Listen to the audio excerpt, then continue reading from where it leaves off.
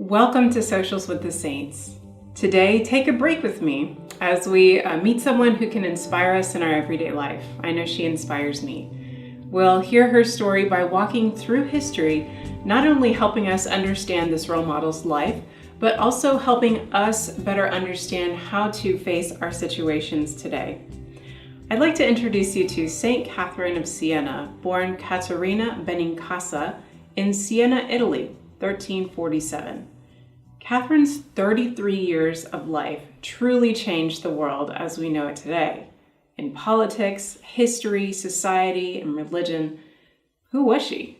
Well, she and her twin sister, who sadly did not survive infancy, were the youngest of 26 children of prosperous wool dyer Giacomo Benincasa and his wife Lava. Their house was spacious, gorgeous, and right down the hill from a Dominican monastery. Now, like many of us have had, Catherine had a defining childhood experience. Walking home with her brother Stefano, 6-year-old Catherine suddenly stopped in the road and stared at the sky above the monastery church near their home. She saw a glorious figure seated and smiling at her. He was wearing the tiara or crown that back then the Pope would wear, but this figure was actually Jesus Christ, and with him were Saints Peter and Paul and John the Evangelist. Catherine saw the smiling Christ lift his hand to bless her with the sign of the cross. Only when her brother grabbed her hand did she snap out of this mystifying experience. Little Catherine was so moved that she privately vowed to give her entire life to God, and she began paying close attention to the spirituality of the Dominicans who lived nearby, as well as the stories of the early Christians who lived in the desert, devoting themselves to God.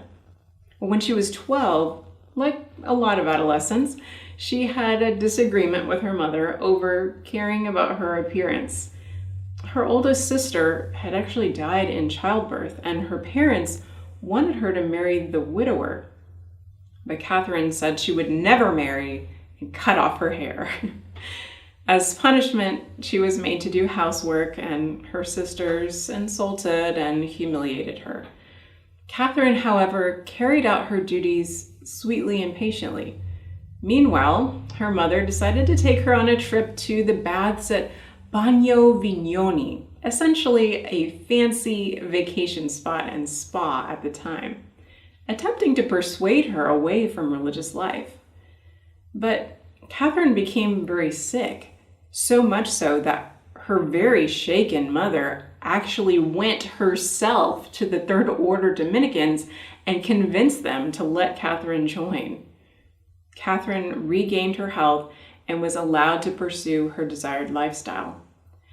A small room or monastic cell under the stairs of the family home was set aside for her, 9 feet by 3 feet.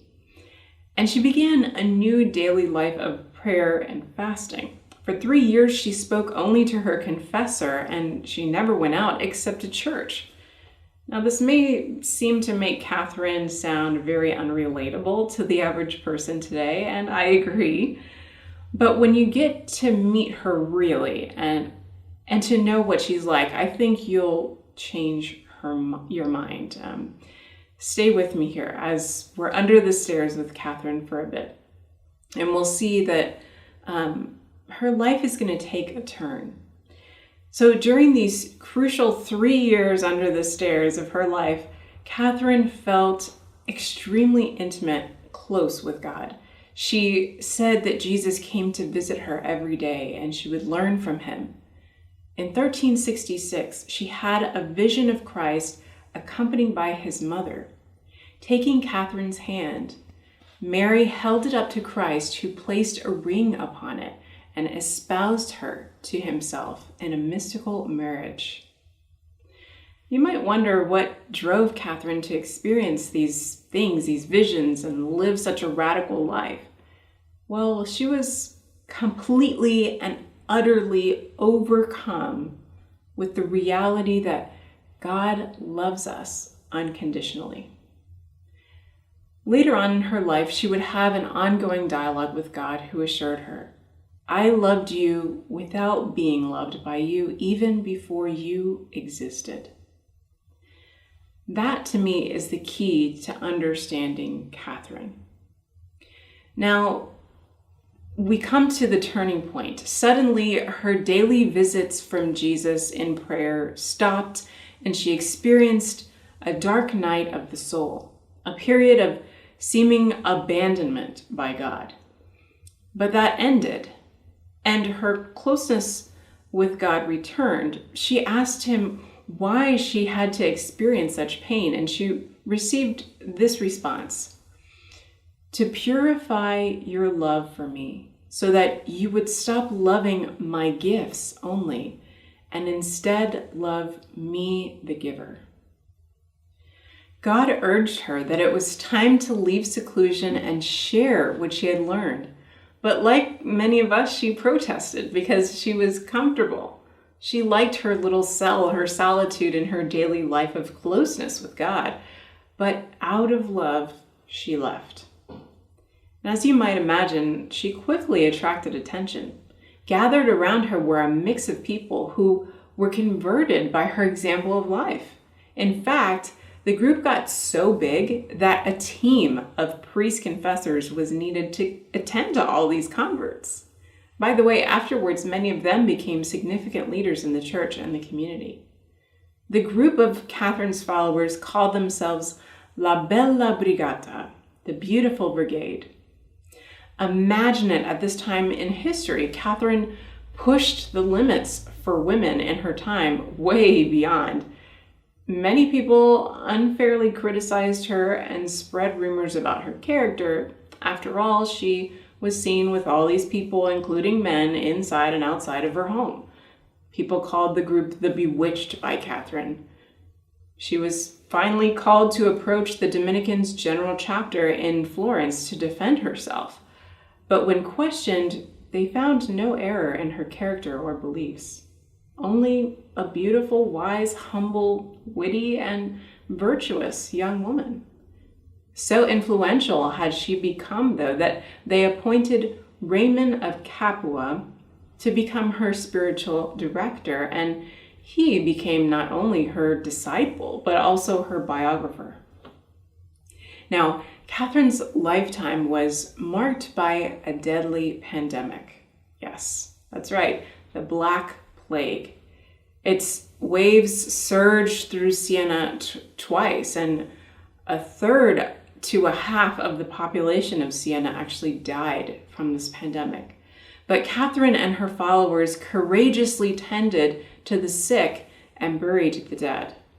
Her deeds of mercy, along with a growing reputation as a miracle worker, caused the Sienese people to turn to Catherine for all kinds of difficulties. She became a bridge builder and resolved local disputes. She was easy to speak with. She had a remarkable instinct for delivering a word of encouragement just when it was needed.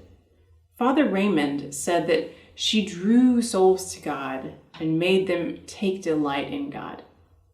He said, quote, "She drove out despondency from the hearts of any who shared her company, and banished dejection of spirit and all feelings of depression, bringing instead a peace of soul so deep," unquote. She never received a formal education, but Catherine had a retentive memory, and she enjoyed staying up late listening to the stories and teachings of others, especially priests, but she was a talker too, and sometimes Father Raymond would fall asleep listening to her. She said she would get mad and she would say, "Well, I might as well just be talking to the wall." In her preaching and teaching, Catherine would use homey images like those of hearths or cups, things that people could readily understand and relate with. And what was her main message? The urgency and importance of having a love union with Jesus Christ. In 1375, while visiting Pisa, Catherine received the stigmata, the wounds of the crucified Christ, which caused her pain and were visible to herself alone during her lifetime, seen only by others after she died.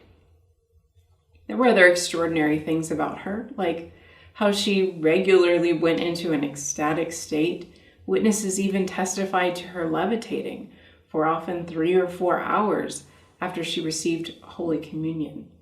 She truly knew and was convinced of her intimacy with Jesus through the Eucharist. Now, we've spoken about how Catherine challenged contemporary views of women in her day, and one of the ways that she defied such notions was through her letter writing. Catherine wrote some 400 letters, which have only recently been properly translated into English. She wrote or dictated respectful yet honest letters counseling cardinals, monks, family members, nuns, priests, a king, not to mention 2 popes, Gregory XI and Urban VI. At the time, the church was suffering scandals and political division. It was quite a mess. Because of all this, the Pope had been living in Avignon, France, for about 70 years. For Catherine's entire life, there had been a Pope in Avignon. Catherine worked for peace within the different regions of Italy corresponding with Pope Gregory XI. Well, in 1376, she traveled to Avignon to encourage and exhort him to return the papacy to Rome, which eventually he did. Shortly after, though, he died. A conclave elected Pope Urban VI, but again, because of politics, a splinter group of cardinals elected an anti-pope. Urban VI summoned Catherine to come to Rome so she could advise him. From 1377 until her death in 1380, she worked for the peace and unity of the church and sent letters to famous and powerful men and women urging them to live holy lives. Catherine also seemed to have had a digestive disorder that made it physically difficult for her to eat. Father Raymond even ordered her to eat from his position as her spiritual director, but the only thing that she could manage to was the Eucharist. Although exhausted and near death, Catherine spent the last weeks of her life praying in St. Peter's Basilica in Rome for church reform and unity. She suffered a stroke, losing the use of her legs for several months, and then died in Rome at the age of 33. The Dominicans treasure her body in the Church of Santa Maria sopra Minerva in Rome, but Siena has her head enshrined in St. Dominic's Church there. In 1970, Pope Paul VI included Catherine in the list of the Doctors of the Church, which is an elite group of saints recognized for their significant contributions to the Catholic faith. And there is truly so much more that I wanted to share with you today from Catherine's amazing prayer and teachings that has strengthened not only my faith, but also the way that I love and know myself and others. So I want to invite you to continue the Socials with the Saints by listening to the audio discussion about how St. Catherine can help us in our daily lives, as well as download the pamphlet and quotation cards of St. Catherine available on our website, pilgrimcenterofhope.org. Thank you for joining me to meet a woman who truly changed the course of history, the church, and the world. I hope she continues to inspire and encourage you. Know that in your journey, you are never alone in the communion of saints.